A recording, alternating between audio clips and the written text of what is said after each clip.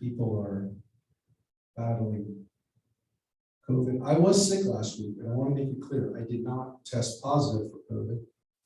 And I tested, I guess I would say, I tested negative, but my wife officially tested positive, I think yesterday, for the first time. She finally got it.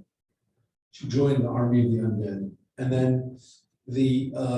then my Shira got sick too. So I'm the only one in the house that doesn't have it, but I think some people got confused and thought that I had it. But I did have a cold last week. I actually felt sicker with that cold I had last week than I did when I had COVID back in January. So there you go figure.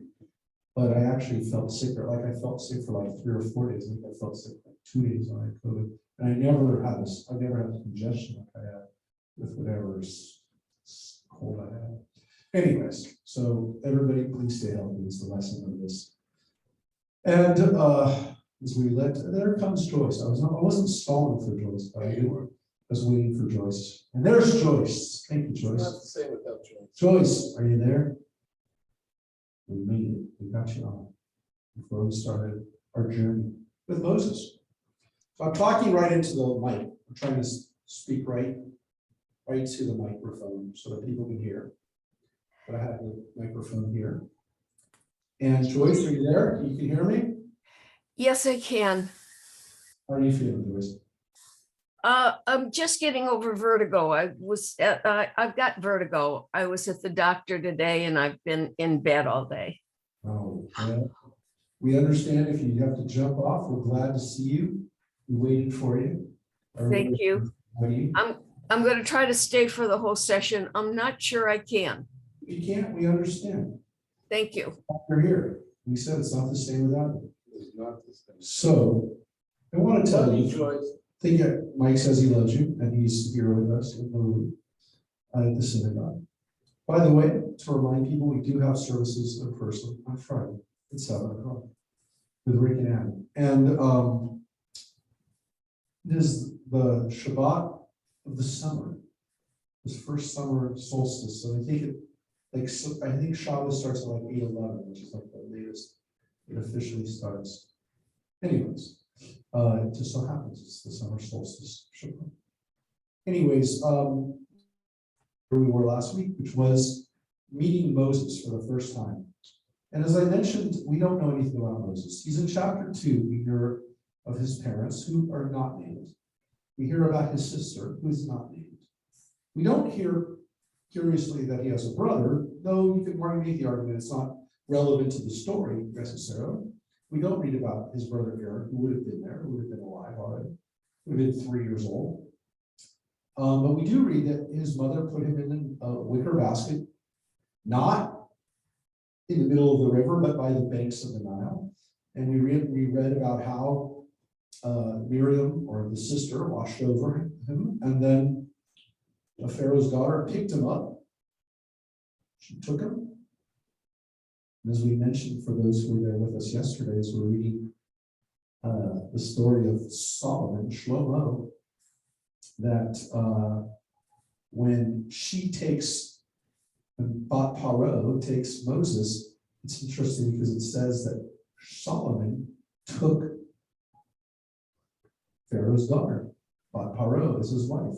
So it was almost like a return to Egypt, but through marriage, and the power that now Solomon had, that his ancestor, or Solomon was a Judite and Moses was a Levite, but his relative, many generations removed, was adopted by an Egyptian princess, and he marries an Egyptian princess. So if that's not exactly full circle, but it's an interesting It's only about 4 or 5 generations, right? What? Oh, The generations between them? no, how many generations was that? It would have been a few hundred years, so maybe 7, 8 generations. Yeah. I can't remember exactly what it would be between Solomon and Moses, but anyways, Pharaoh's daughter is told by Moses' sister, look, I have a nurse for you. And of course, it's Moses' mother. So Moses' own mother nurses him for his early years. He actually gets to spend his early childhood, at least, with his mother, which means you know, he might have had memories. And even more so, we really don't know what happens to him other than he gets taken to Pharaoh's daughter, who made him her son, which is pretty serious. She names him. And then literally the next verse 11, he's grown up and he watches an Egyptian beating a Hebrew. He knows that it's his kinsman. It doesn't say how he knows, but it could be, as it is usually in the movies, that he only recently felt this kinship to them, or maybe even, you know, just felt the plight of a downtrodden person, or the fact that he always knew that he was a Hebrew, which is also a very strong It possibility. all depends on when he stopped being weaned. It depends on when he left his mother, and it also depends on whether, and nowhere does it say that his Egyptian mother, Paro, ever didn't let him spend time with his real mother and his birth family. So it's possible that he knew all along. There's nothing here that says that he didn't know. He surely knows that he's a kinsman when he sees it happening. And then he kills the Egyptian, and then the next day he sees two Hebrews fighting. They know what's happened, so he's very scared because he knows that people know. And Pharaoh learns about it, and Pharaoh, it says, wanted to kill Moses. So whether or not, again, as it's depicted in the movies, Pharaoh was well, you know, has, you know, good feelings about Moses or bad feelings about it. The Torah says he wants to kill him. So he leaves, and that's where we left off. And literally, that's 15 verses. That's it. 15 verses of the Bible about from the time Moses was born until he leaves Egypt as an adult man, starting this new chapter of his life. As it says, he came to Midian and sat down by the side of the water. A lot of water. And the water motif continues, as Mike says. Again, the water is important. And again, the well is important because this is where Jacob met Rachel. It's where Eliezer saw Rebecca for the first time. The wells are places of meeting. It's the place where people would come together. We have water throughout the Bible, especially attached to Moses. But here at the well is where he will be. As you can see, the priest of Midian had 7 daughters. They came to draw water and fill the troughs to water their father's flock. But shepherds came down and drove them off. And Moses rose to their defense, and he watered the flock. And they returned to their father Reuel, who said, "How is it that you have come back so soon today?" And they answered, "An Egyptian rescued us from the shepherds, even drew water and watered the flock." So here the father's name is Reuel. As we're going to see later on, he has another name. It's a pretty good indicator that there is different writers at play here when it comes to the Bible. And one of them feels very comfortable calling him Reuel, which is a name that has God's name in it, or you know, again, God, El is in it. It means kind of like a kinsman of the Lord, or a friend of the Lord, or companion of the Lord, Reuel, or not the Lord, but God, I should say. It's not the Yud-Heh, it's the El name. Anytime you see the name El, or the word El in a name, I shouldn't say every time, but usually when it's a Hebrew name and it ends in El, it means God. Not the Lord, but God. But anyways, Reuel, yeah, like Michael or Daniel, or Samuel. So Reuel is the name. And it says when he drove off the shepherds, you see already that Moses rose to their defense, which is this idea that he has a sense of justice, and he has a sense of compassion, and he wants to do what's right for these young women. And so he does this act of, he's risking his life to some extent for them.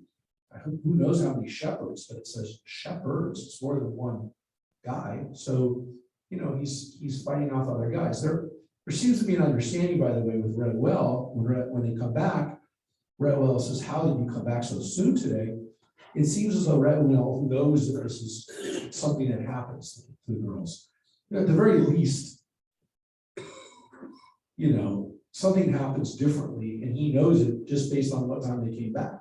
The fact that they came back as quick as they did. So it says that Moses helps these 7 young girls or daughters. Doesn't say how young they are, it says daughters.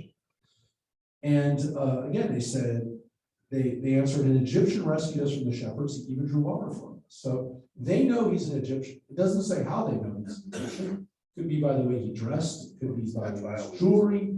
You don't really know. But this idea that they know he's an Egyptian is critical, because if Moses is actually going incognito, it doesn't work very well, because the women know right away that he's an Egyptian. So they know who he is. Interestingly, they know him as an Egyptian. They don't know him as a Hebrew. They don't know him as an Israelite. They know him as an Egyptian. So whatever outward appearance Moses had, and he obviously at this point had not told them who he was, they see him as an Egyptian, which probably again means they see him as someone from, the big city, somebody who is representing higher civilization, higher culture. Remember, the Midianites are nomads. What we know about them in the Bible is that they're descendants of Abraham. Now, what we see in the Bible is that they do not worship God, at least the way we worship God. And they seem like, well, oftentimes they're depicted as not good people, but they seem to be a lot like raiders, nomads. Very much, we kind of imagine them to be a little bit like the Bedouin today. That Bedouin are recognized in Israel as like almost separate from the Arabs, because even though ethnically and kind of linguistically they might speak Arabic and they have Arabic traditions and Arabic names, they actually live a very different culture, a very different lifestyle, and they still live a very nomadic lifestyle. And some of the Bedouin people raise sheep and goat, and they pasture their flocks and they go from place to place. And the Israeli government really doesn't know what to do with them, because on one hand, there's a move to give them a certain standard of life where they would not essentially be nomads. But on the other hand, there's a question, are you destroying their way of life? Are you destroying their old ways? Problem is that you can't have cities where people are just kind of living wherever they want. It's not usually tolerated, though we seem to have begun to tolerate it again. I don't really know what to say about that. But I do know that the Bedouin in Israel are treated with generally with protection and with a good deal of accommodation until or unless they do things that jeopardize safety and construction in areas and things like that. There have been sometimes problems. It's also been a problem that the Bedouin sometimes, not all of them, some tribes and some groups and some individuals are engaged in drug trade and smuggling across the border with Egypt and across the border with Jordan.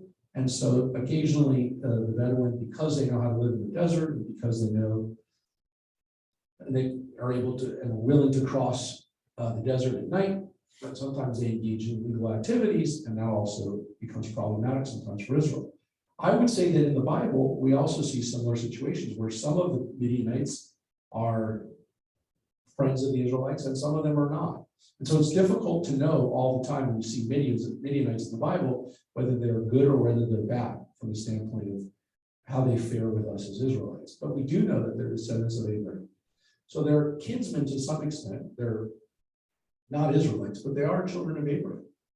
Which again, so is Ishmael, so are the ancestors of the Arabs, and so are a lot of other people in the Middle East will be descendants of Abraham.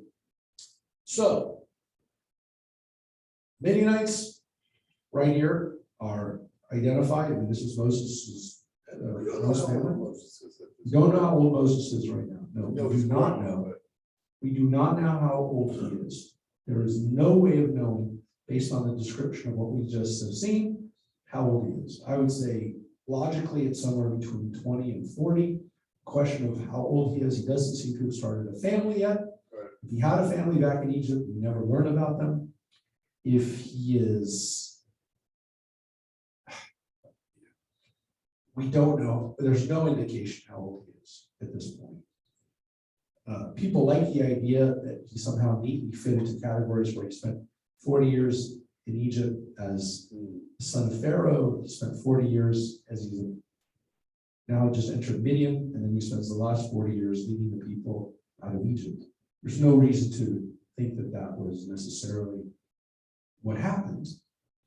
But there is this interesting question of how much time elapses between the time that he goes to Egypt, leaves, or let's even say this, when he's born in Egypt to the time that he goes back to Egypt. We don't know how much time there has passed, but I will tell you that it takes up all 4 chapters of the Bible.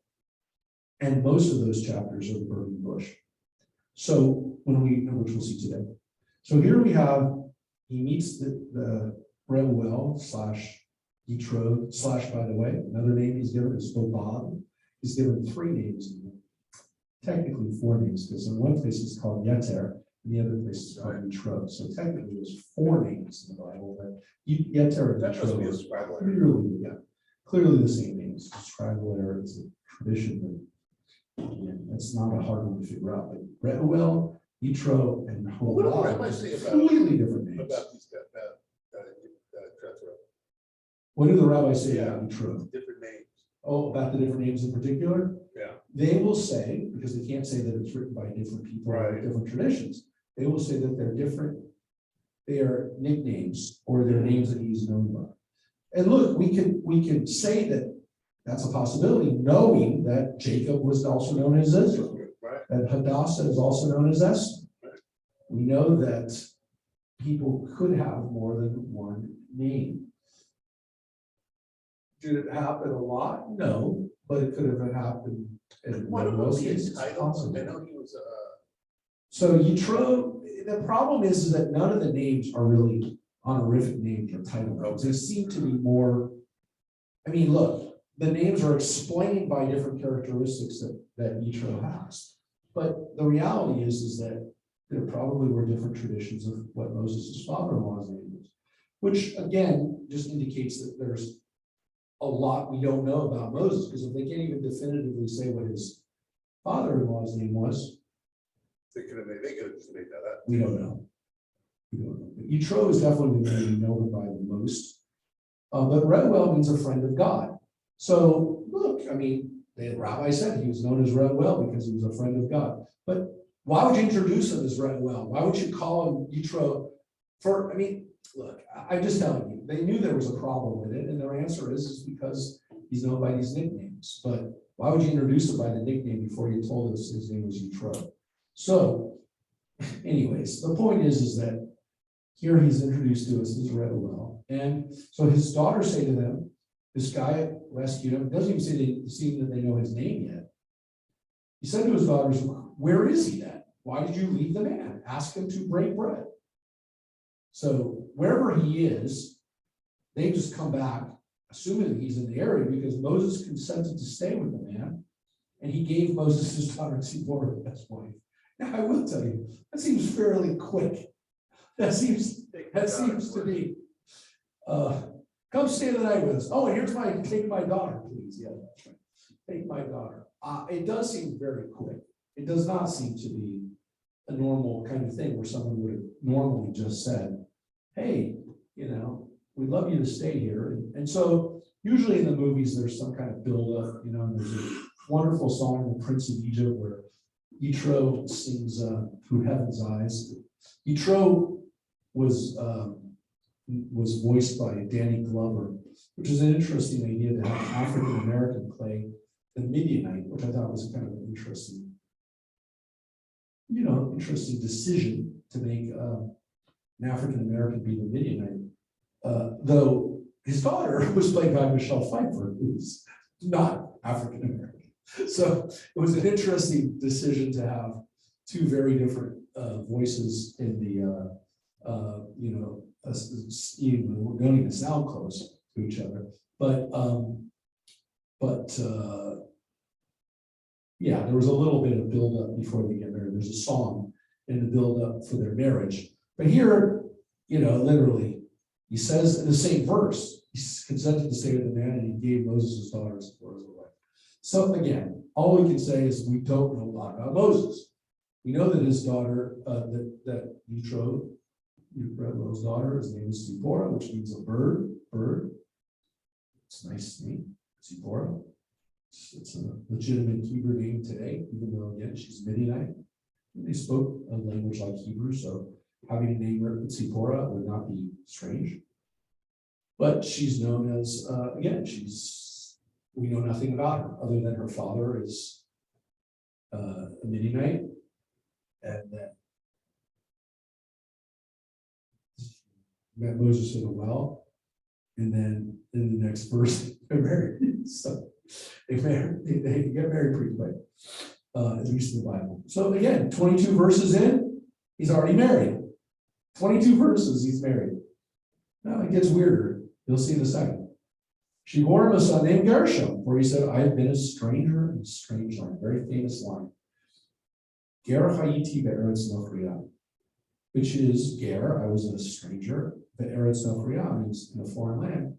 Gershom means literally, I was a stranger there. The phrase that she uses, I was a stranger in a strange land, becomes, it becomes a phrase we use in English even to this day. But in Hebrew, it's ger hayiti be'eretz nofriya. So I was a stranger in a strange land. So, it's an interesting phrase because if you think about it, so he says he was a stranger, okay, but any place that you're a stranger in, that you're not a native person, and you're a ger. The fact that he called it Eretz Nofriya, the fact that he called it a strange land is interesting because again, like almost by nature, it's a strange that you're not from that place. But the phrase became poetic and became kind of evocative of a person who's really not at home. So if he has his son, if he's married in a place that for him is a foreign land, he's almost acknowledging that this is not his home. And you can maybe make the argument that it's not his home because he was born and raised in Egypt. He's a Hebrew, but here he is in Midian, making a life for himself. So this is a guy who's not from Egypt, really. He's never stepped foot in Israel. And here he is in Midian, in another land, which he'll never be his home. And it's almost like that's what he's saying here. I mean, I'm kind of expounding on it or giving it another understanding, but here's the note. It says, Gershom, stranger there.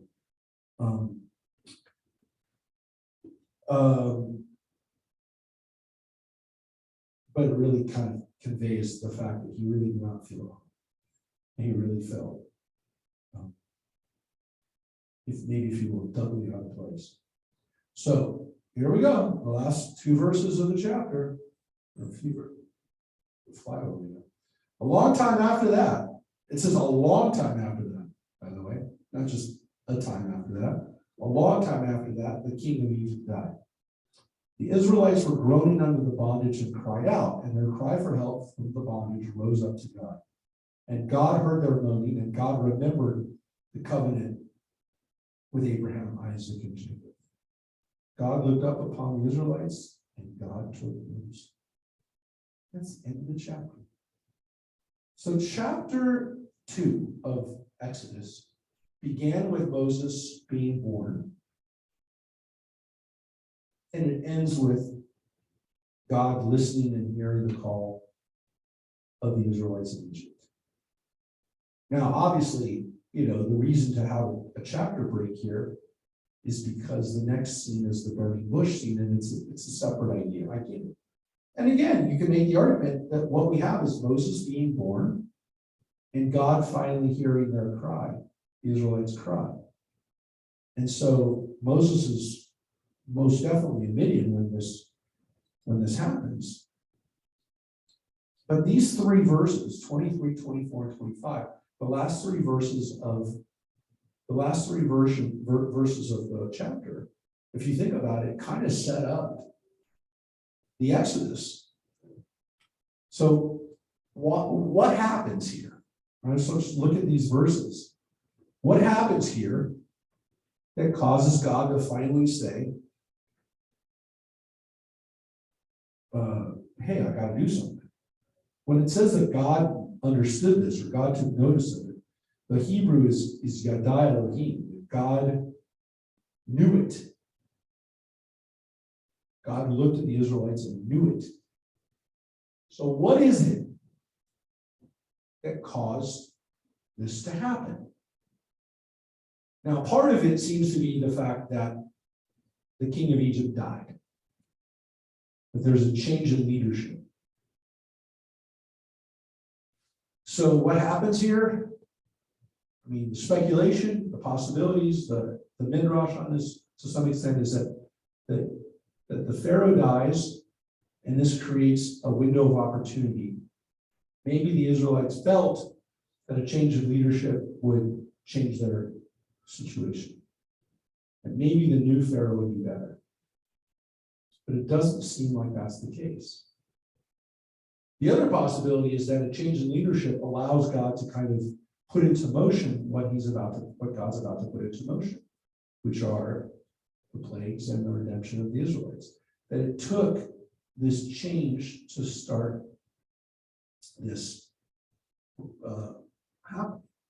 That the Pharaoh, being the new Pharaoh, has to maybe he makes things worse for the Israelites because he starts hurting them even more to show that things haven't changed. Or God knows that this is an opportunity to get them out, that the Egyptians are going to be at a weaker point because there's been a change in leadership. Now you can make the argument God's going to visit supernatural plagues on them. Why? What difference does it make? Why is the timing any different? Because there's a new Pharaoh. And it could be, you could make the argument that maybe because, God knowing that this is an opportune time, that the reality is God looks for these opportunities as well.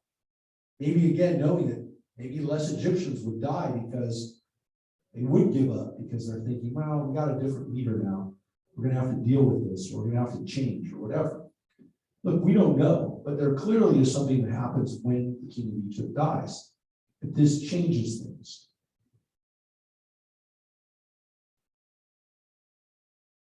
Could also be because now Moses was being sought by the previous Pharaoh. If the previous Pharaoh had said Moses ever comes back here, he's dead. That maybe a new Pharaoh doesn't quite have the same feelings about Moses, or more importantly, that death sentence ended with that Pharaoh. Possibility. These are all possibilities. But the rabbis also focus on what actually happens with the Israelites. Because it says the Israelites groaned under the bondage and cried out, and their cry for help from bondage rose up to God. And we say this at Passover, tradition, we're supposed to, is that the Israelites actually had to do something in order to be liberated. They actually had to cry out. And you can say that's kind of stupid, right? When the Israelites didn't cry out in the last couple of generations that they were slaves, this was the first time they finally cried out. And the interesting thing is, there really is this understanding that maybe up until a certain moment, the Israelites really didn't care. Not that they didn't care, but they were willing to put up with this. They literally said finally to God, get us out of here. So what I'm going to ask you is, was there a point where the Israelites finally said, it's time to get out of here? So think about it for a second. Did they sit there in Egypt for generations going, we can't go anywhere. Let's just stay here. It'll get better. And was there finally a moment where they said, it's not going to get better? Got to get out of here. Well, I think it got worse. That's my feeling. I feel that the first 400 years, let's say, I think, they were getting fed 3 times a day. I mean, they were working hard. They're working probably 6-7 days a week, but they were still being fed.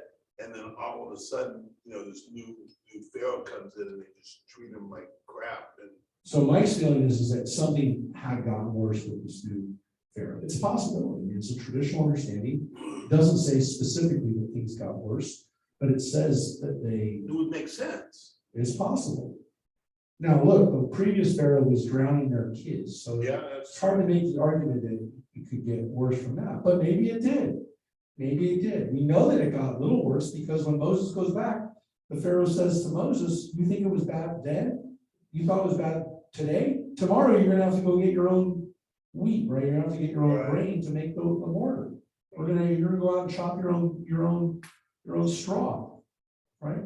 So it did get worse, believe it or not. It actually still about to get worse before it gets better. But this idea that the Israelites actually had to do something, they had to cry out, and that cry actually pierced the heavens. This cry rose to God. But it's funny how it says God remembered, like, did he forget before? God remembered the covenant. Vayiskor Elohim et Brito.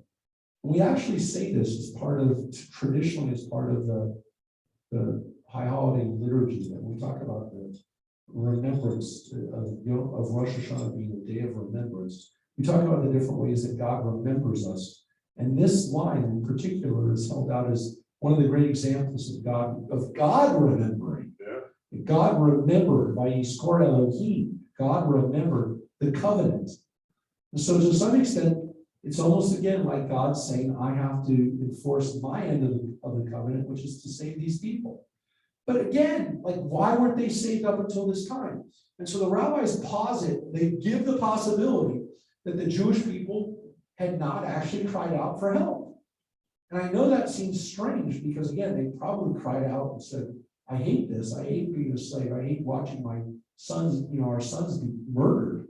But did they actually cry out to God, get us out of here? Maybe that's what they finally did. And then God answered the prayer and they finally gave it. This idea that they hadn't actually asked that is kind of astounding. But it is interesting because we know that there were Jews who got out of Germany in 1933, even 32, when they saw the winds changing in Germany and they saw the Nazi party gaining support, they got out. I mean, I know some of those people. I mean, unfortunately, these people have all passed now. Because Schimmel got out like that. People like Rabbi Schimmel, like Francine Van Swyck's father, these people got out in 1932, 33, 34, before all the Nuremberg laws went into effect. Well, before Jews were taken, they took away Jewish ability to travel.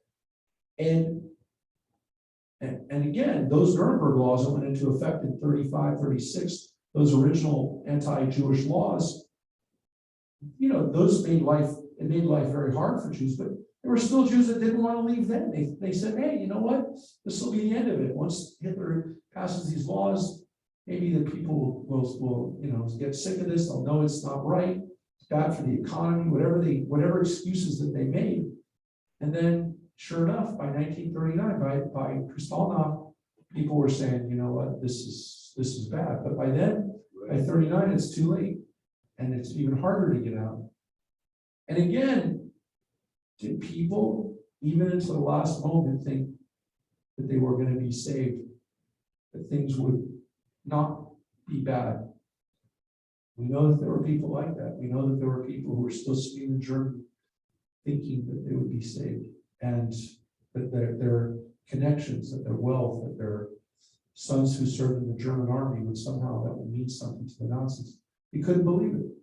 So is it possible? Yeah, it's very possible. In the rabbi's imagination, trying to think about what the Jewish life was like, they knew about it. A lot of those rabbis who wrote in the Midrash, wrote in the Talmud, these were Jews who suffered during the Romans.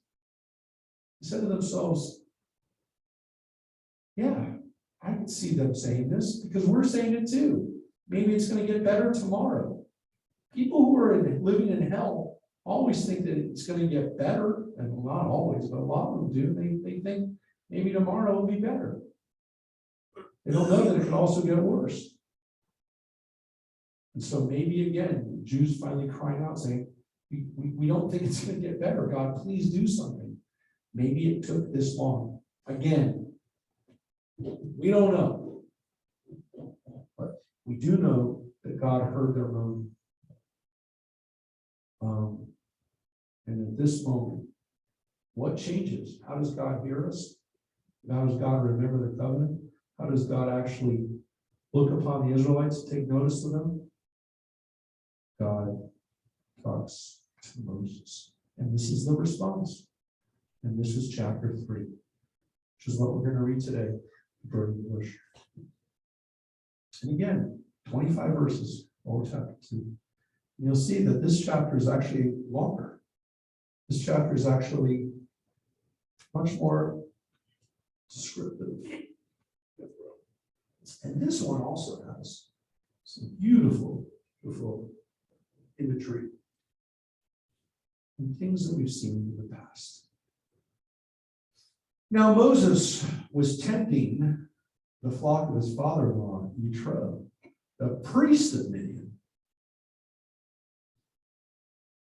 And he drove the flock into the wilderness, and he came to Horeb, the mountain of God. So there's a couple of things here that we notice right off the bat. He's called Yitro. The mountain that they're pasturing the flocks on is called Horeb, which we know later on is Mount Sinai. And so what's interesting is that there are actually two names for the Mount of Sinai. Or Horeb. We don't know where Horeb / Sinai is. And we're not really sure again if it's two mountains that one was called Horeb and one was called Sinai, and there was just a difference of opinion of which mountain it is, or as the rabbis maintained, it was the same name, just known by different names. Right. Horeb is a nickname, meaning knife or blade, because Mount Sinai was like a blade sticking out of the ground. It was a sharp mountain.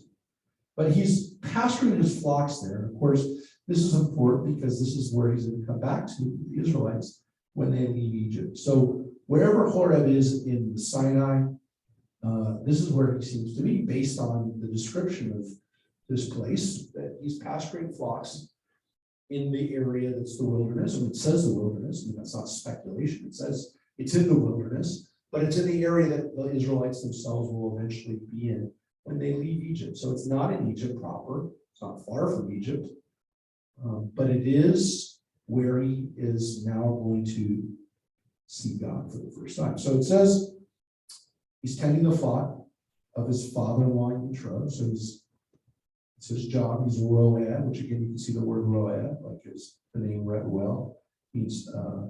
Also here means shepherd. So roed means a shepherd.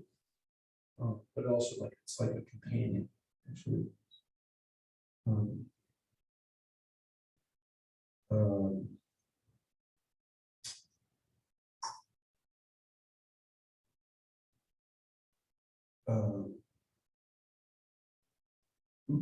Moses was a prince of Egypt, and now he's working as a shepherd, which we assume usually that he seems to be okay with that. But it's definitely a step down from where he was, how he was living before, from the standpoint of jobs in the ancient world. Would not normally be as well paid as being a But prince if of he knew Egypt. he was a Hebrew, he probably hated it. So how did he feel about shepherding, right? We know that the Israelites were shepherds, right? We know that Jacob and the tribes are shepherds. So he's kind of going back to his ancestral jobs. But it also seems like he recognizes these aren't his flocks, they're his father-in-law's flocks. But the rabbis tend to focus on the fact that he's a shepherd, which they feel, and it's interesting because again later on, King David is a shepherd, that this is a perfect preparation for his job of taking care of Israel like a shepherd. He's going to be the shepherd for the flock. Now, of course, later on, Jesus is compared to a shepherd. They call him a shepherd, right?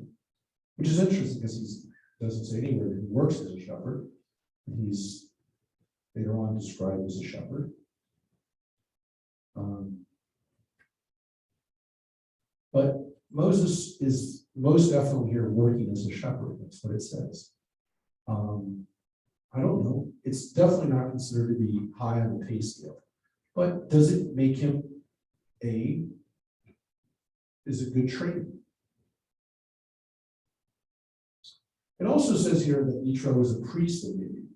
So not only is he a Midianite, but he's one of their religious leaders, which is not in the original description of Rehuel, but it is very much here, and will be later on when we make Yitro again at Mount Sinai, when Moses is back in the area with the people. Yitro is once again the priest of Midian, Moses' father-in-law. He's called Choten, right? It's called the father-in-law. He's a Kohen. That's the word for priest. Kohen. Kohen is not just the priests of Israel, the priests of other religions, other traditions they're called Kohen too. And that's why the cognate is used in other languages. It's the same cognate that we have in the word Khan. Khan in the Near East is a leader. It's not usually a religious leader. It is the wrath of Khan. That's right. The word Khan in the Near East was oftentimes again used as a title of political leaders. But Kohen in Hebrew and in the Bible and in the region seems to be religious leader. Seems to be a religious leader. At least that's what we translated as Kohen. And of course, in the Bible, we know the Kohen are religious leaders, they're not political leaders. The interesting thing is that if the whole tribe becomes Kohanim, right? If the sub-tribe, the part of the Levites that become Kohanim, it's really the first time we have people that are like, as a group, all Kohanim, not just as a title, as a job, but a whole group of people are Kohanim. All right, so that's the description of who Moses is in that moment. He drove the flock in the wilderness. Let's see what that means. Because it says a messenger of Adonai, Yud-Heh Vav-Heh, right there. It says a messenger of Yud-Heh Vav-Heh. Let's see what it says when we do that. Tetragrammaton. Yeah. It's the letters. The letters. Not pronounced. And we use the word now here, it's going to be very critical for the story. What we have here is that Yud-Heh Vav-Heh, the Lord, Hashem, is used as to indicate God. Now, it says right here, it's the mountain of Elohim. The word Elohim is used there too. But it's very important that we understand that these words are used here by the same author, maybe again, this part here, this one verse was written by. But the point is, it's very important to understand that it says originally it is a malach, it is an angel. And the angel appeared to him in the blazing fire out of a bush. He gazed, and there was a bush of olive flame, yet the bush was not consumed. Now, I will tell you how he got into this place where he saw the bush on fire. We don't know. And there's wonderful depictions of this in the movies. Generally speaking, Moses is chasing after the flocks. One of the sheep goes into a cave or goes into an area where he has to go get the sheep, retrieve the sheep, and that's how he sees the flame. Doesn't say that here. In the Midrash, we already have this idea that he chases after one lamb, which the rabbis in turn say, and again, it's not here, but this idea that he chases after a sheep and that's how he sees it, the rabbis are basically saying, look, God sees that Moses is worthy to be the leader because he's willing to risk his life, he's willing to chase after one sheep, and not to say, let that sheep die. So because Moses shows us care for one sheep, the Midrash sets up the fact that this is why God appears to him.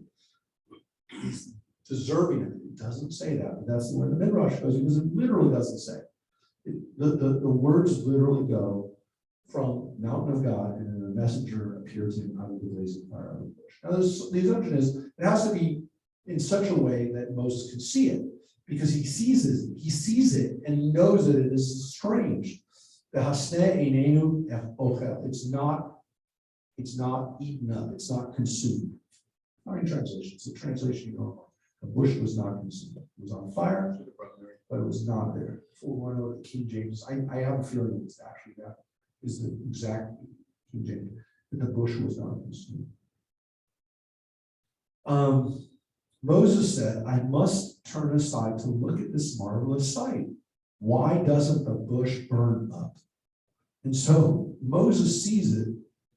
He wants to know why. Why is it not happening? So he says to himself, I have to look at this. I have to see this miracle. I know this is something strange. And when Adonai saw that he had turned aside to look, God called to him out of the bush, Moshe, Moshe. And he answered, here I am.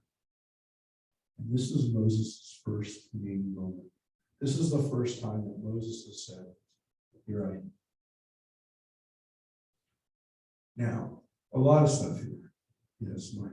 So up earlier, it was an angel. And now it's God. Well, not only that, right? It uses the word Elohim. Right. Now, I will tell you that the word Elohim and Adonai go back and forth here in such a way that this is definitely one author, but it's showing something really important.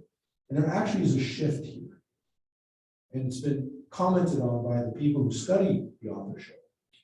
That this story we assume, and you could guess by the word Hineni, this is a J story. This is one of those stories that is written by an author who loves these kinds of motifs, loves words, loves dialogue, loves dialogue.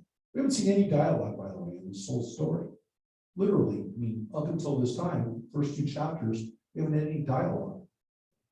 We literally have people saying things, and there's no dialogue, there's no response. Yitro just said to the daughters, why didn't you invite him in? They don't answer. There's no dialogue, there's literally just statements.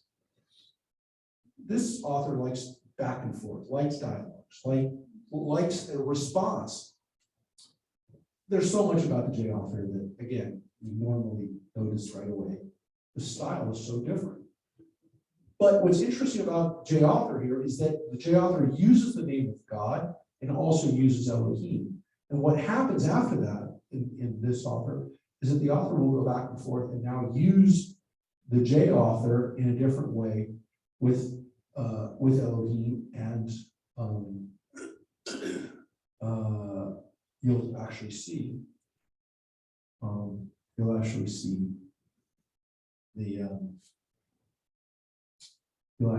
the words Adonai and Elohim used together in a way that it's very unique, and it's clear that the name, you'll see why. You'll see, I'll point it out to you in a second. So, How about first today? Switch back and forth. prayers today always switch back to, use it all the time, Adonai Elohim, Right. or our God. Shema Yisrael Adonai Elohim. I mean, by Deuteronomy, we're doing it all the time. But you'll see why it's important. So, when God calls out to him, he's again calls out to him 2 times, Moshe. So it kind of begs the question: what if Moses hadn't paid attention? What if Moses hadn't said, "I have to look at this"? So I don't think he had a choice. again, well, it's interesting. Mike says he doesn't have a choice. There seems to be at least the possibility that Moses has to actually look and pay attention and ask this question: why is this? Why is this? Why is this? Now again, it's a miracle. It's something he has to see. He can't take his eyes off of it. But he has to somehow. He seems to have to take a closer look. It seems as though Moshe sees something here and then has to ask the question. But why is This is it? I Madua. think it's because God is kind of pushing. Okay, so maybe God is pushing, right? Maybe God is trying this. But there seems to be this situation that Moses, it's actually telling us a little something about Moses, which is that Moses had to know why. He couldn't just see this miraculous and go, wow, that's really quite amazing. Wow. He actually had to say, I got to take a closer look. I got to ask the question, why is this bush burning? I got to figure this out. And so there's a certain level of inquisitiveness to Moshe. There's a certain curiosity factor to him. There's a certain questioning to it where he doesn't just want to look at it and say, wow, that's beautiful. But he wants to actually know why. And in that wanting to know why, interestingly, he actually discovers God. It's not simply just he looks at it and says, oh, there's God. It's actually he looks at it and he says, I got to know, why is this happening? And so he actually digs a little deeper, which is why, again, maybe he's the right guy. And if he really was, grew up as an Egyptian, he didn't believe in God. So Mike says maybe he doesn't believe in God. He doesn't know of God. It's not part of who he is. There's this interesting idea that's actually put forth, I think, fairly strongly in the movie Prince of Egypt, which is that the people had given up on God.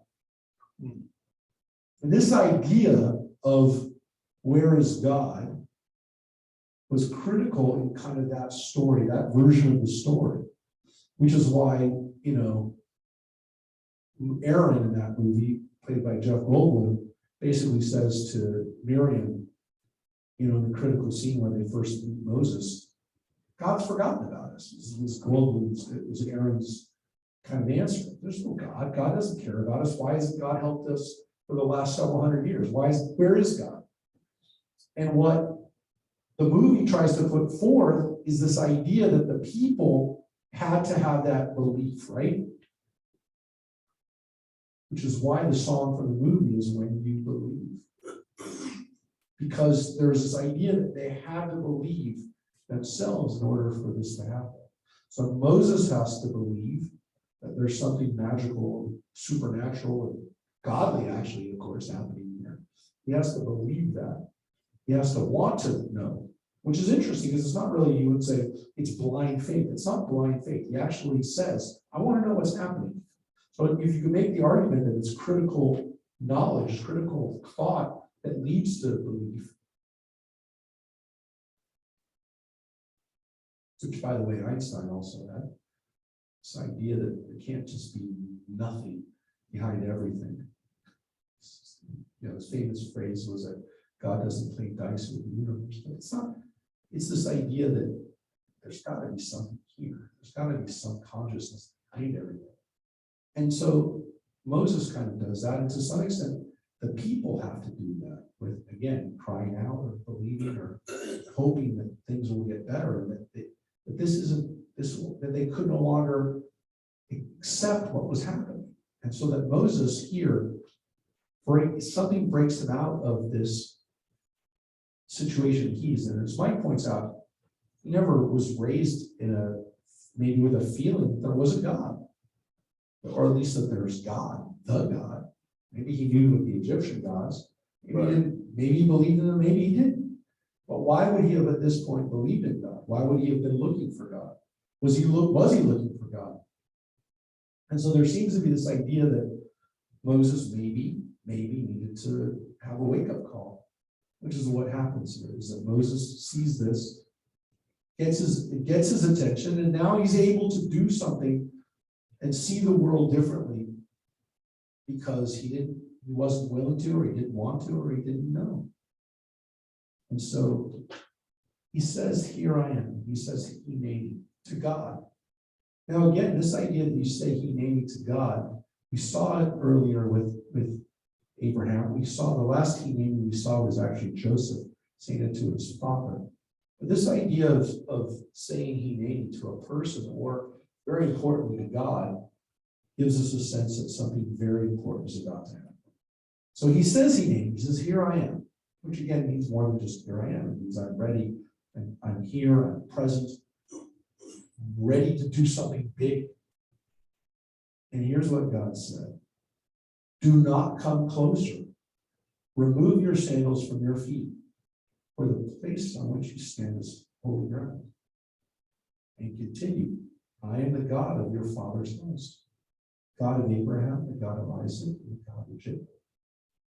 And Moses hid his face, for he was afraid to look at God.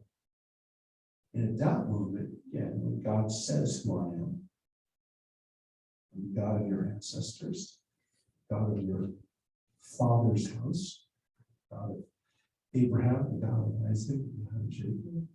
This is what we say in the Amidah, Elohei Avraham, Elohei Yitzchak, Elohei Yaakov. And it says, Vayester Moshe, and he hid his face, that Moses hid his face. Now this is interesting because later on we have this idea that God hides his face. Vayester Panim is this idea that God is hidden. Not that God's gone, but that God's face is hidden. God is hidden from us in some way.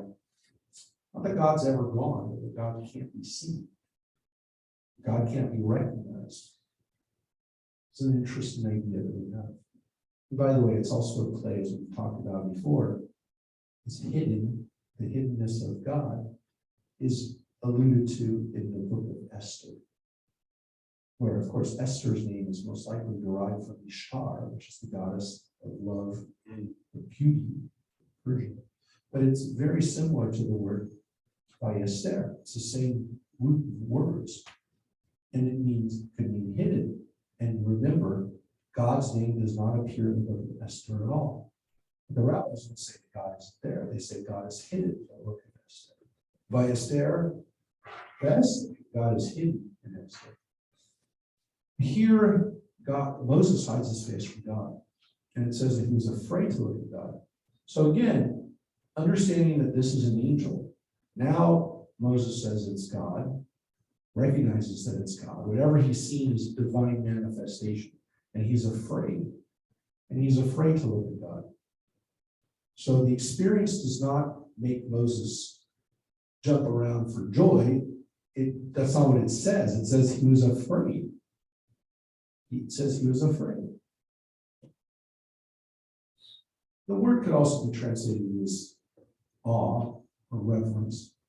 There does seem to be this idea of not being able to look. His face was definitely hidden.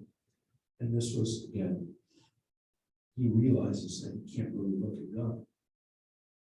Which is interesting because later on, much later on, when he's at Mount Sinai the second time, he wants to see God. God says you can't see. So here he doesn't want to see God. And then later on, he wants to see God. We come back to it. We actually get to the same place. And here it says, Adonai continued. It goes from the word God to the Yod Vav. And Adonai continued, I have marked well the plight of my people in Egypt, and have heeded their outcry because of their taskmasters. Yes, I am mindful of their sufferings. He says, yes, ki yadati, I know their sufferings. So he says, I've heeded their cry. I have come down to rescue them from the Egyptians and to bring them out of the land to a good and spacious land, a land flowing with milk and honey. The region of the Canaanites, the Hittites, and the Amorites, the Perizzites, and the Hivites, and the Jebusites, the land of Israel. Yeah. But here, it says right here, right away, it's the land of milk and honey. But it's right now inhabited by these other people, the place where they live, which they translate here as the region. But it could also be translated as it's the place where they live. The place. And so they're living there now. They're not supposed to be living there. And they're not going to be living there forever. But right now, that land of milk and honey is being inhabited by these people. Now the cry of the Israelites has reached me. Moreover, I have seen how the Egyptians oppress them. Come therefore, I will send you to Pharaoh, and you shall free my people, the Israelites from Egypt. That is Moses. That is Moses' Moses' first call. That's Moses being told what he's got in store for him. The fact that I'm going to send you to Pharaoh, who will free my people. You can see, I've seen the plight of my people, so God calls them over and over again, my people. He sees their suffering, and he also says, I'm taking them to a good and spacious land. So the plan is not just to get them out of Egypt, the plan is to bring them to a very great place. So it's not just that I'm going to free them from slavery, but we have a place to take. Well, he promised that to Abraham. He promised this to Abraham, he promises to Isaac and Jacob. He tells them that they're going to have this land. And now what's interesting is it seems as though that time is finally at hand. Which also kind of begs the question, and I will tell you that it says it in the Bible, so I'm not going to say it's speculation or that it's a midrash. There is this sense that the Canaanites now are ready to be ejected from it. And that's a very interesting idea. Did the Egyptians, did we stay in Egypt while the land was essentially getting ready for us to come to? Now that's a really weird idea. And it's a weird idea because it kind of begs the question. Well, it puts out there this possibility that we sometimes have to wait for the right time for something to happen. And the sad part is that sometimes waiting for that time to happen means that in the meantime, things are really, really bad. But that there are openings, that there are times for things to happen, and when the right time happens, it will happen. So, look, why did we have to wait for the Canaanites to get to that position? You'll see. God says it. It's not a speculation. Again, it's not a midrash. God says that we have to wait for them to make themselves ready to be ejected. They had to screw up essentially enough. Not essentially. I mean, I want to get clear. The Bible says that that's what they did. They screwed up so much that God says, I can finally eject them out of the land. Which, again, means that they had to do something too. So as much as we had to do something to get to the land and be ready to go in there, they had to do something to get themselves ready to be ejected. Get rid of them all. Don't get rid of them all, Mike, you're right. But we get rid of enough of them so that we get to take possession of the land. Was there a plan to always, was the real plan to have them completely ejected, which seems to be at least maybe the intention of one of the authors to say, hey, look, if we just done it right the first time, got rid of them all, then we wouldn't be dealing with them today. That's a possibility, I want you to say. Even though it didn't happen, maybe it should have happened, is maybe one possibility. But the reality is that they're not ready to, they haven't been ready to come into that land yet, at least according to the Bible. So I want to tell you, it's very easy to understand that, well, God promised it to them, but they're not ready yet. And part of it is the Canaanites aren't ready to be ejected yet. They haven't done enough bad things, I guess you could say, to be ejected, which seems weird because the people of Sodom and Gomorrah are Canaanites. They're screwing up for hundreds of years. It's not like we don't know what they're capable of doing. We've already seen. But there's also another issue, which you can say, well, it just makes sense. There weren't enough Israelites yet. They only became a nation of substantial numbers here in Egypt. So now there's hundreds of thousands of them, maybe millions of them. Now they're ready to take possession because there weren't enough of them. How's God going to settle a bunch of people in the land of Israel if there's millions of Canaanites? How are they possibly going to extricate them? And then what are they going to do when they settle there? There's not enough of them. Somebody else is going to come in and conquer them. So there literally wasn't enough people yet. There weren't enough Israelites until now. Now, did they have to be slaves during that time? I mean, that's the argument you can make. Did it have to be this bad? I don't know what to tell you other than in the scheme of things, the way that people may have viewed this, their history, they might have said they needed to experience this. Look, we don't know what people are going to say 100 or 200 years from now, 300 years from now. When every survivor is dead from the Holocaust, every child of every survivor and every grandchild of every survivor is gone. Will there be people who will say that Israel could not be repopulated and re-led by Jews until after the Holocaust happened. Is that possible? Sure. Because people say it today, my friends. And there are a lot of people who don't want to say it because they don't want to offend survivors. And they don't want to offend people who might say, well, it wasn't worth it. I can 100% understand that. So Same I thing about the black slaves too, after the Civil War. is what? You can almost say the same thing about the slaves in the Civil War. What? That you have to wait a couple generations for them to get equality in this world. So Mike said there's a question of slavery and whether it took a few generations for there to be equality. Yes, but I will tell you, I thought you were going to go a different direction, which is another possibility. Some people definitely don't like to say this. It's not comfortable. I have no issue saying it because as a white person whose family lived in Ukraine and Poland in the 1850s, I can say this without feeling like I'm saying anything offensive. I honestly, none of my family members were responsible for slavery. I will say this: there are African Americans who, in their appraisal of history of the African American experience, have postulated and have sometimes said, was it better to have had ancestors be slaves in America and then live as an American, or would it have been better to live in Africa? Because if they look at the aggregate, or they look at what the being lifestyle and economic level of people in Africa, there are African Americans who said, thank God I wasn't born in Ghana or in, and again, I'm only saying that because I can say that without feeling like, number one, I didn't say it, and number two, I'm not saying that as a defense of slavery, because I would never defend slavery, and I have no stake in it because none of my ancestors held slaves.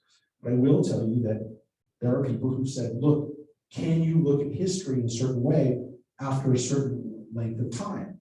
I would not have wanted to, I don't think the African Americans who said that would have wanted to say that to their grandparents or great grandparents who were slaves. But by hundreds of years, or 100 years after, 75 years after the last person born in slavery died, can they say that? They have. And again, I'm not saying that's the overwhelming feeling of every African American in this country, but there's a reason why the Back to Africa movement didn't succeed in this country, which is a lot of people in this country said, I don't want to go back to Africa. There were paid movements where people literally were giving African Americans money and support to go back to what became Liberia to resettle in Africa. And people didn't want to do it. There's a reason why the Liberian experience failed. It wasn't popular amongst African Americans. So would it have been popular 150? I'm only saying because you raised it like it was a fair question of history. I started the discussion, the thought, if you will, the thought experiment. Would Jews have gone back, Israelites have gone back to Israel without Moses? They didn't. They didn't. And again, they were slaves. Were they going to risk being caught and being killed by the Egyptians? But was there a reason why God didn't send someone 100 years before? Maybe they weren't enough. But if you think about it, if it's really is 400 years, like we read, you didn't know what Israel was. So Mike said, what if they didn't know what Israel was? At that time, you're right. They may not have even understood what Israel was. The rabbis interestingly understand that that's a possibility. That's a possibility that they totally forgot really where they came from. But there's this understanding still that you have to answer at some point. Why did God wait this long? Why now? Now we just read that the people finally cried out. Well, but did they never cry out before? I think it's more than the people cried out. I think God was waiting for them. He was chosen person. He was the person. Okay, so Moses is the right leader for the right time. Age, the right time. But that also, to some extent, means that it's the right time in Egypt. Again, changing Pharaoh. That the Canaanites have finally done enough for God to say, I've given them every chance to not get kicked out of the land. They're done. It's whatever the last straw was for the Canaanites, they've now done it. And so now the time is right. Everything is aligned to make Moses ready. Now the question is Moses ready? But Moses said to God, who am I that I should go to Pharaoh to free the Israelites from Egypt? Who am I, right? Who am I? Me Anochi. Who am I? And God said, I will be with you. That shall be your sign, that it was I who sent you. And when you free the people from Egypt, you shall worship God at this mountain. So God tells them, you're coming back. Right. You're coming back to it. And you're going to do it. You're going to do it. I'll be with you, and that shall be your sign. I'm with you. That's why Mount Sinai and. Horeb, like obviously. Now, Moses said to God, when I come to the Israelites and say to them, the God of your father's house has sent me to you, and they ask me, what's God's name? What shall I say to them? So Moses seems to first throw out a challenge by like, what do we even call you? You're the God of our fathers? Like, again, this gets back to what Mike threw out there was, did they even know who they were? Did they even know what God was by this point? And God said to Moses, yet Asher is yet, continuing, thus shall you say to the Israelites, and yet sent me to you. Now notice they don't translate that. And it says the meaning of Hebrew is uncertain because it's variously translated as I am that I am. I am who I am. I will be what I will be. Thus shall you say to the Israelites. What? What do King James have? What does King James say? Let's look. Because we don't have Mary in our King James. Does anybody else have the King James in front of them right now? We have. We don't have the King James accessible. Right? I have the other translation, the American Bible, but I will tell you the King James. Let's go to King James, shall we? King James Bible says for this. Let's see, Exodus 3. It's not there. So here's what the King James says. Pop it up here, please. See how quick that was. Here you go.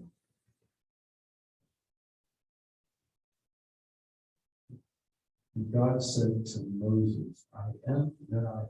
Okay. And he said, thus shalt you say it to the children of Israel. I am hath sent me to you. I am that I am. No, that's a Papa. I am. No, this is the translation that they use. Now, look, you can understand why we don't translate it, why this translation doesn't translate it. Because the words in Hebrew, the potential translations are amazing because they really, this really is a sentence that literally, you know, is a mind-blowing. We can go down this in our heads in so many ways. Because when God actually says, what is my name? God's saying, this is what the name Yod-Heh-Vav-Heh means. Because the word Ehyeh is the root for the name Yod-Heh-Vav-Heh. Oh. Ehyeh means I am or I will be. Now, of course, it can be translated as I am that I am, or I am who I am, or I will be what I will be, because the word Ehyeh has some understanding of I will be in the future. I am, or I say I will, because it is a potentiality that hasn't happened yet. It's the aleph before a word is the future tense. Because remember, in Hebrew we have past, present, and future tenses. The word ehyeh means I will be, or I will. The word hayah means was. So ehyeh was I was, or I will be. But what's so amazing about this phrase is that the word hayah means essentially I am, or I was, or I will be. It's the word for essentially being. The word be in Hebrew, be. So it's being. So I will be what I will be is one translation, right? I will be what I will be. But it also could be I will be what I am, or I will be what I was, or I was what I will be. All of those are possibilities here. Because the words yeah, asher, yeah could be translated the same both ways, which is the way it's usually translated. Either it's going to be I am what I am, or I was what I was. Usually I am what I am, or I will be what I will be in the past, and it should be in the present or in the future tense. But it also could essentially mean I am what I will be. What in the sense that the potentiality is what I will be. I am what I could be. And then God's commandment is essentially tell them that a yeah said. There he says again, just say a yeah, which of course is the root for, as we said, Adonai. But then God essentially is saying, just say I will be sent, or I am sent. So however you want to translate it, again, the King James like to use the I am, the present tense, where God's saying I am. I am. What am I? I am. So I get it. I like the translation, but there is something really powerful. And really, again, I think maybe even. I think it's powerful. Why not? Translate it. Yeah. And you could also then say, should the potentiality also be there? Because when they ask God, when they ask Moses, who is this God? And Moses essentially says, well, God says, yeah. If you want to call God anything, call God a yeah, which is potential. What is God? God is potential.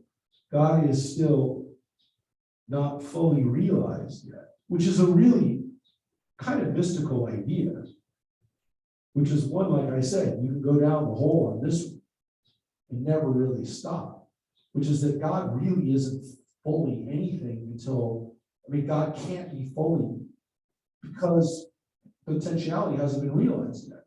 To some extent, God's potentiality is never realized. Why? Because as long as time exists, God is like that arrow that's on the timeline that doesn't end. God doesn't end because time doesn't end.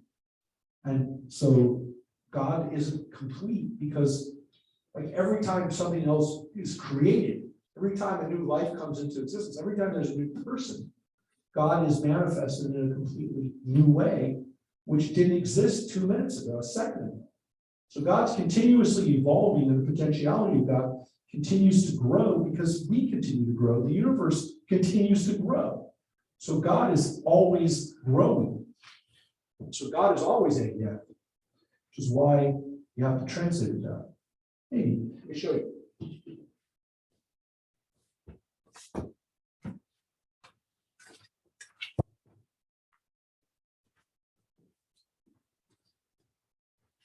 So years ago, I chose this talus, which I will hold up here. My talus, which has been with me for 25 years, but I can't let go of it, even though it's become a raggedy talus. I don't because it's ripping. Oh, is it? I really shouldn't wear it at all. Right. I can't give it up. So it's the burning bush. Right. In purple, which I love. Unfortunately, the woman who created this talus, she's at least she hasn't passed yet, but she doesn't make taluses anymore. So I actually had the talus repaired. I actually put on these little patches on it. But then parts of it at the bottom, she made some, a different woman added some patches to it and kind of fixed it. Down here, it got really frayed, but I love this talus. I won't put it away. But she also, the woman who repaired this, and she repaired it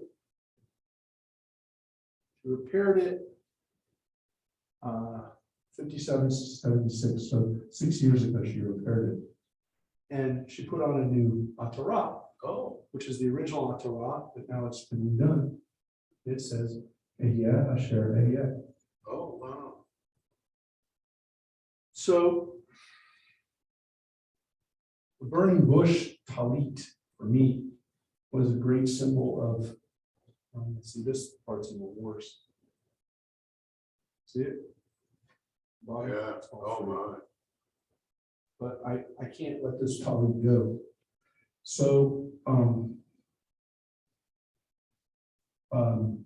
but this idea of what God will be, and to some extent puts it into Moshe's mouth.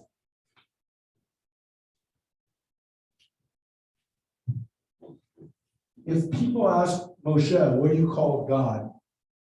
Who sent you? He says, yes, sent me to you. Which means I will be sent, or I am sent to you, right? So if you answered somebody, I will be, well, what are you saying actually?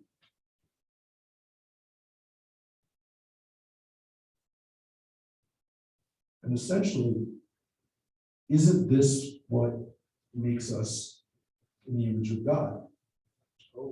Which is our potential. The fact that human beings, we talk about human beings being different from animals because, we have some kind of consciousness or we have some sense of mortality. And people really try to talk about what makes humans humans.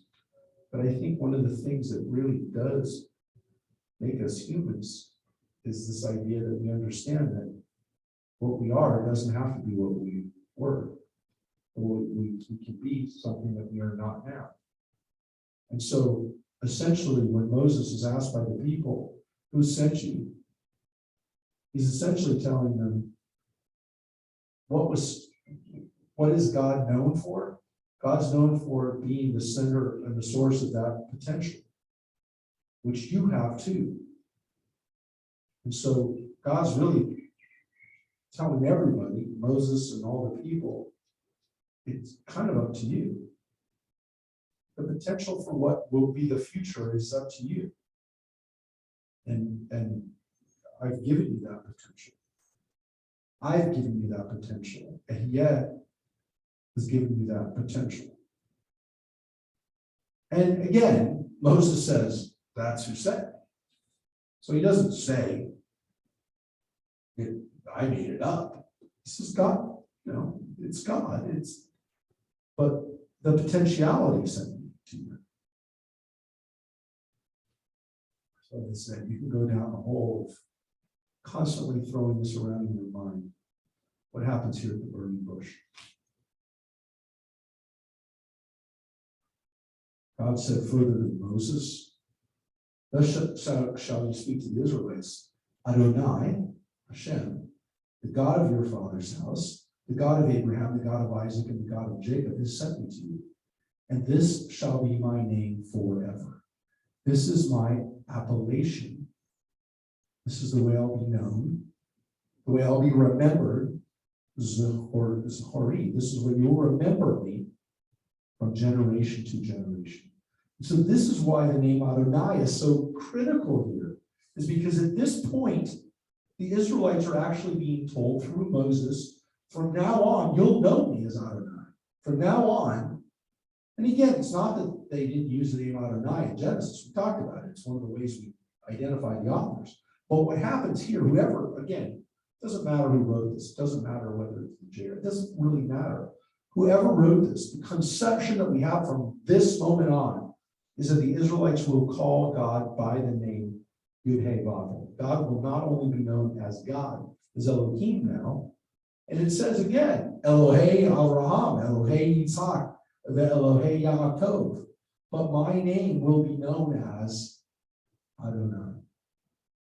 And as I like to remind people frequently, the reason that it repeats it 4 times, and 3 times here, 4 more times in the names of the matriarchs, each time Elohei, is because each one of our ancestors saw God differently. each one of them understood God differently. But what we say now is that all of them knew the same God. It was Adonai. And so while they recognized God differently, this God is known as Adonai. This is the God that we call and we pray to as the name of God. And again, we don't pronounce the name. We're not supposed to say the name by its letters, right? But we do recognize this name now as the moment where the name is revealed.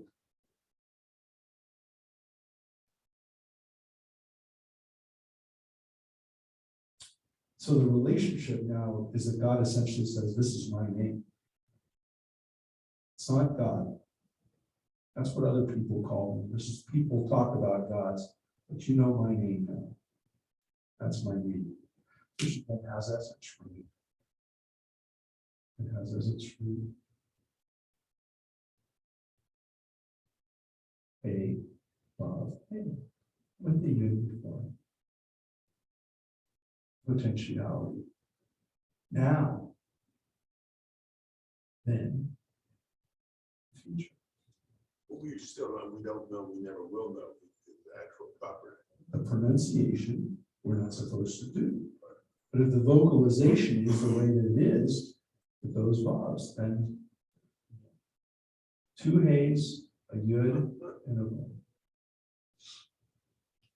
Any parts of that name, right? Any parts of those names are holy. The hay by itself, the yud by itself, not really the vav by itself, but the yud and vav by itself, or the yud and the hay by itself. Those are all considered holy uses of the name of God.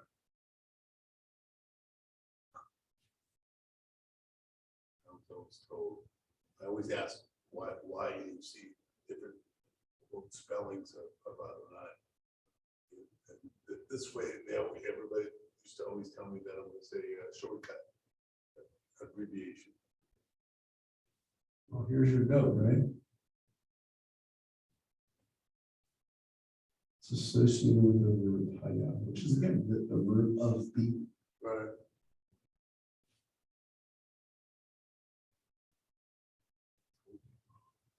There you go.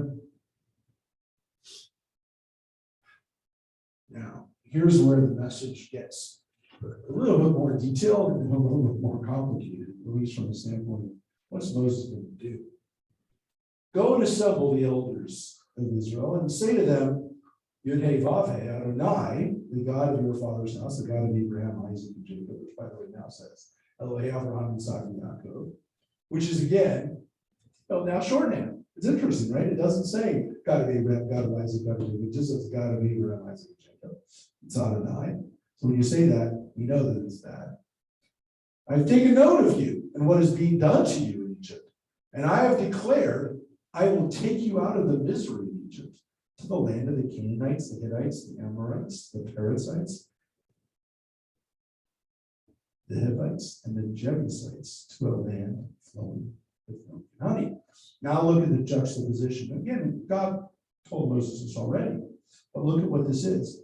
The land of misery, the land of oppression, Egypt, to a land flowing with milk and honey. So you tell them where the land is. It's the land where these people are living. And by the way, here it doesn't say the place, it doesn't say the makom, it says the Arabs, which is why it's translated as the land. So right there it says, you guys know it is the land of the Canaanites. What you don't know is maybe that you don't remember, you don't know, you don't never heard. It's your land. They will listen to you, and they shall go with the elders of Israel to the king of Egypt, and you shall say to him, Adonai, the God of Hebrews, became manifest to us. Now therefore let us go a distance of 3 days into the wilderness to sacrifice to our God Adonai. Yet I know that the king of Egypt will let you go only because of a greater might.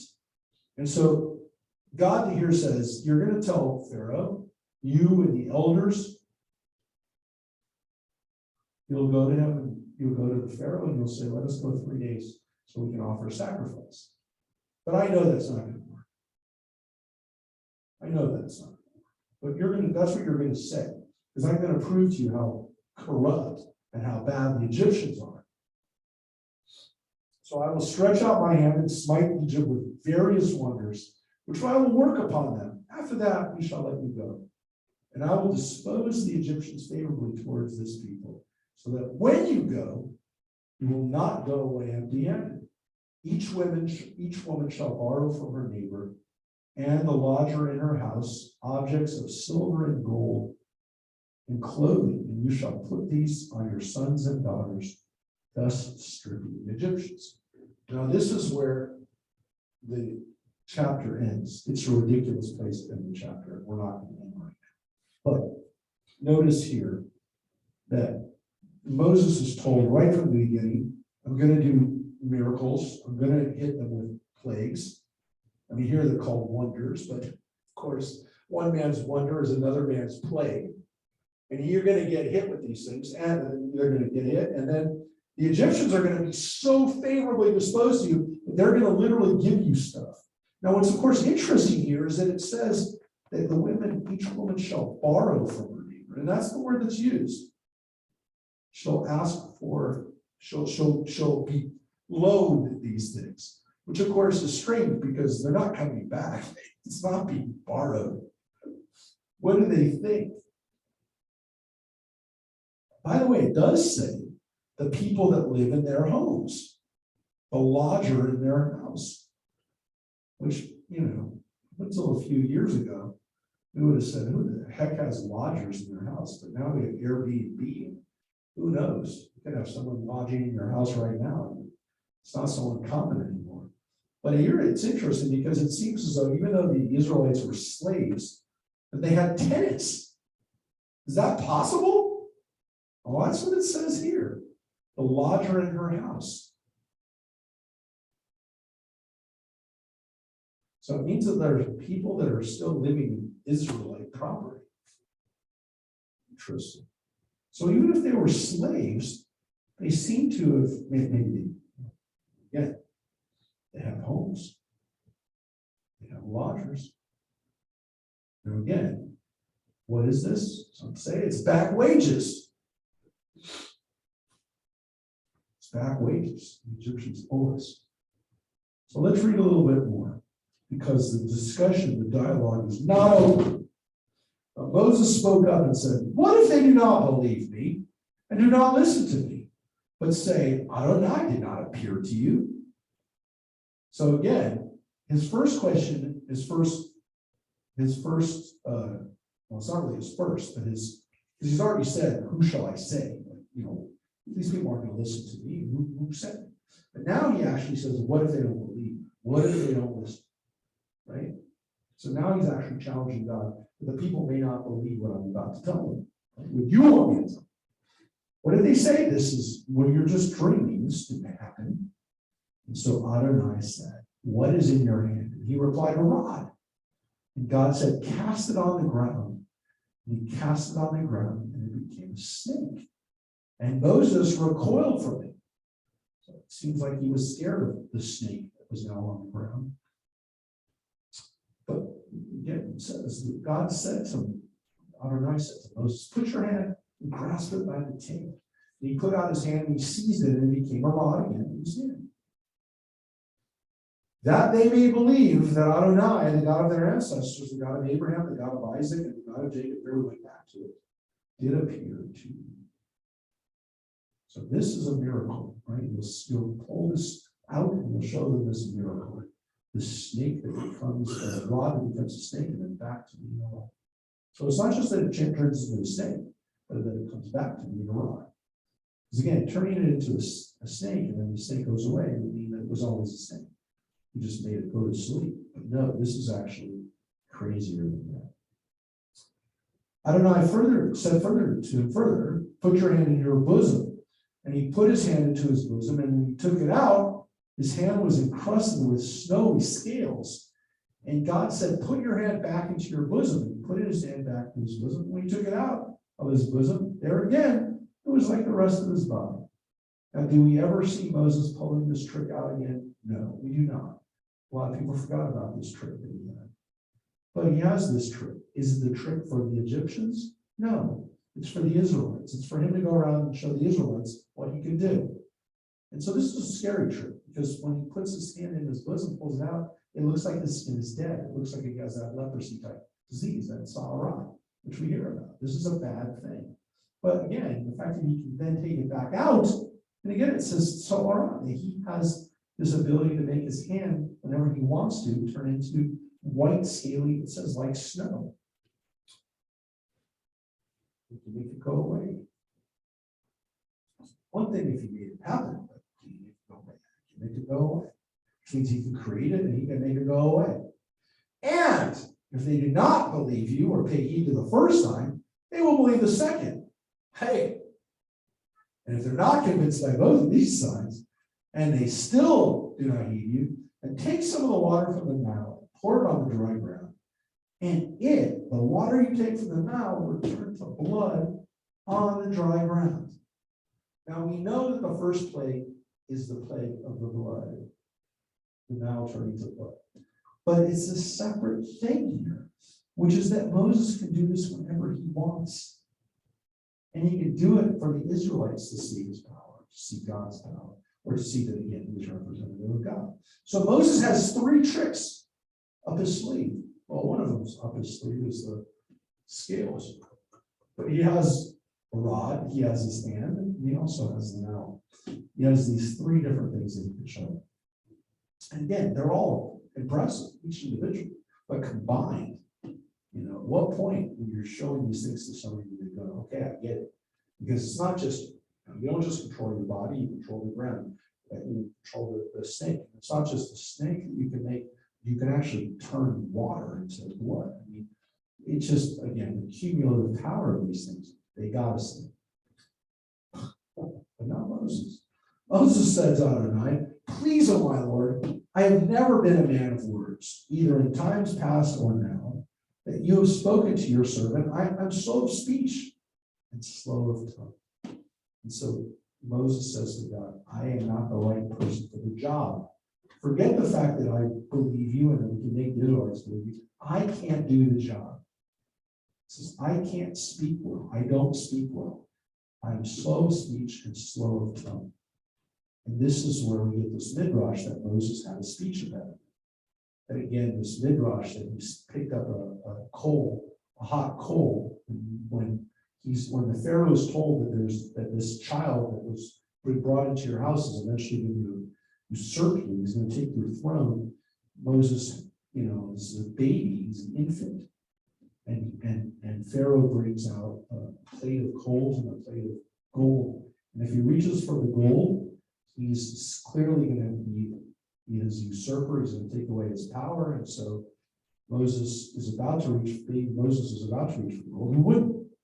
And now he's maybe not that old or whatever, who knows, but he reaches out for the gold. But at the last minute, an angel comes down and knocks his hand, and he goes over to the coal and picks up a coal and puts a hot coal. He gets burned, and he puts his finger on his tongue. He burns his tongue. And that's how he had a burned tongue. He had a speech impediment in this miracle. It's a wonderful midrash to explain how did Moses have a speech impediment. He never has a speech impediment in movies. The only one who ever did it with a speech impediment was Ben Kingsley. That's and right. He did it, and it was good, but it still freaked people out. That was He had a speech impediment. Yes, it was the most realistic one. In many ways, it was the Ben Kingsley version of Moses. Now, what happens is, again, what does God say? Essentially, I made you that. And Adonai, and again, if that miracle happened, then God knew he was like this. God essentially made it that way. Because Adonai said to him, who gives human speech? Who makes them dumb or deaf, seen or blind? Is it not I, Adonai? Now go, and I will be with you as you speak, and I will instruct you. I will tell you what to say. That's the word. I will teach you. I will instruct you. Oraticha. I will teach you what to say. And so God says to him, I made you this way. I know what you're capable of doing. I know you. Who made you? I made you.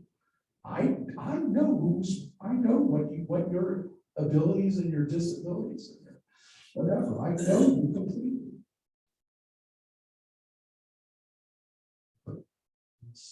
Moses said, please, oh my Lord, make someone else your agent. Send someone else. Please. Please. He begs them.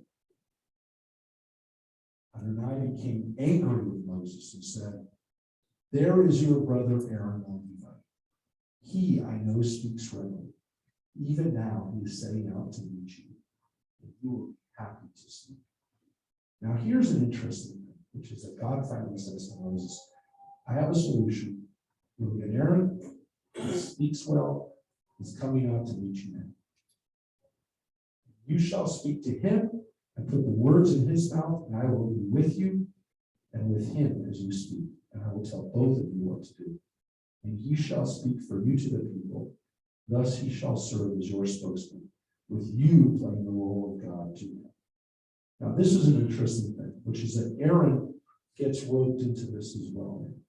And he says to him, Aaron is coming. He's a Levite too. That seems obvious. Right? We've never heard of Aaron before this very day. We've never heard of him. But what's interesting about this is that Aaron's role here, to some extent, seems to be, and again, it's at least put out there as a possibility, that Aaron is doing the job because Moses isn't ready or as willing to do the job on his own. And so when it says that God got mad at Moses, maybe Aaron's role here to some extent is a punishment, is a recognition that Moses isn't ready and isn't fully capable of being a leader without Aaron. So we have at least a possibility here given to us that Moses is actually demoted to some extent here. That some of what Moses would have done is now upstaged by his brother, who's going to actually do the speaking for him. Now, again, in most cases in the movies, we don't have a full role for Aaron because we don't know how to cast Aaron as a co-speaker or as a co-leader, because it takes away from Moses. But essentially what the Bible says is that Moses asked for that. Moses demanded it. Said, I can't do it. And God said, okay, you'll tell Aaron what to do, and then Aaron will speak up.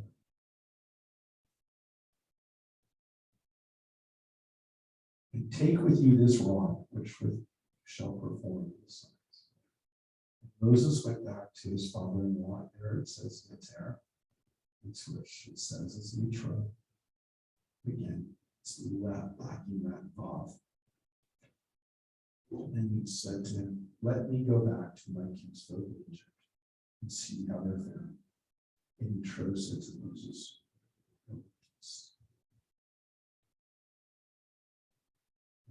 I said to Moses and Aaron, Midian, go back to Egypt, for those who sought to kill you are dead. And Moses took his wife and sons, mounted them on an ass, and they went back to Egypt. And Moses took the rod of God with him. I said to Moses, when you return to Egypt, see that you perform before Pharaoh all the marvels that I put with your power. I, however, will stiffen his heart, so that he will not let the people do. And you shall say to Pharaoh, thus says Adonai, Israel is my firstborn son. I have said to you, let my son go, that he may worship me. Yet you refuse to let him go. Now I will slay your firstborn son. And that's where we're going to finish, right? Which is the fact that, again, chapter isn't quite done yet. There's a few more verses. There's a few more things, but we actually could have made it here. I wanted you to see something, which is that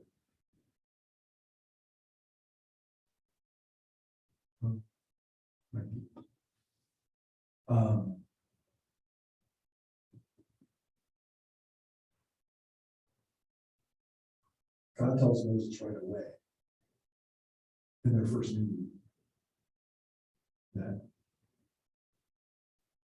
he's going to kill the firstborn children. It's been foretold.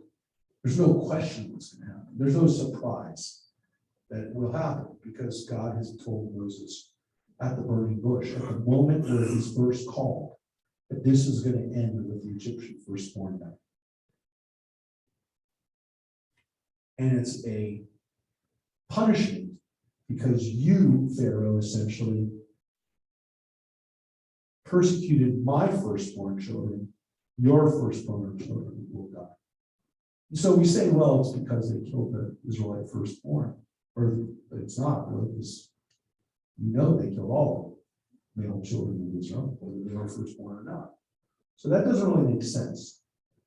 Because if that was the case, then if God was paying them measure for measure, then he would have killed all the Egyptian men, or at least a generation of Egyptian men, for all the Jewish children, Jewish men that were Jewish baby boys that were killed. But what it says is that because you persecuted my firstborn, I'm going to persecute and kill your firstborn. And that's what it says. And so again, Moses goes to his father-in-law and says, let me go back, see how they're faring. And he knows how they're faring. He doesn't tell him. So he knows is whether they are still alive. And there's also, again, this sense here, where this comes from, again, the Bible itself, where Moses can go back because those who sought to kill you are dead. So this idea that Pharaoh, in particular, that Pharaoh who said he was going to kill you is now gone. That oath that Pharaoh made is essentially over because he's over, he's gone. So now Moses can go back. So however long that Pharaoh lived, wanted to kill him, he's now dead. Or again, put this out there, maybe the people who could have taken vengeance on Moses for killing the taskmasters, the relatives of those taskmaster, that person is now gone too. So that's an important idea because we will pick it up next week with one of the most unusual passages in the whole Torah, one of the most unexplainable 2 or 3 verses in the entire Torah. I only tell you that because I've asked almost every biblical scholar that I've spoken to for more than 2 minutes to explain to me Exodus chapter verse 24, which we'll read, and it's very short, but even though it's very short, it is very confusing. So go ahead, read it if you want in the next couple of weeks. If you want to read the next couple of days, should be by next week.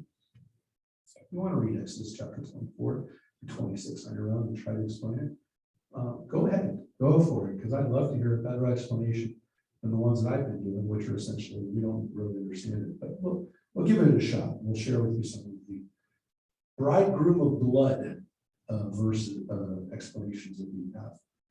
But in the meantime, as we started out at the beginning, please stay safe, stay healthy.